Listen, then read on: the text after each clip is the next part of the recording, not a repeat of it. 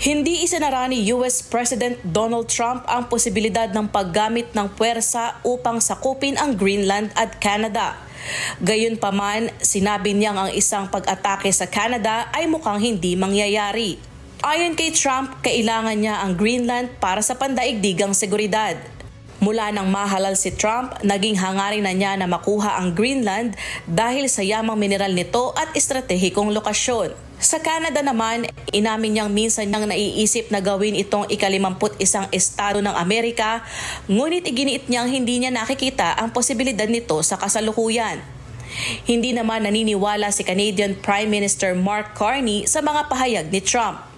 Ayon kay Carney, sinusubukan pa rin ni President Trump na sirain ng Canada upang mapasakamay ito ng Amerika. Samantala, nakatakdang magkita sina Trump at Carney sa Martes sa White House.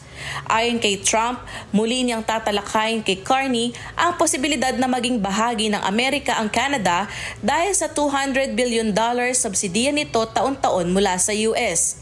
Wala namang naipakitang matibay na batayan si Trump nang tanungin siya tungkol sa usaping ito.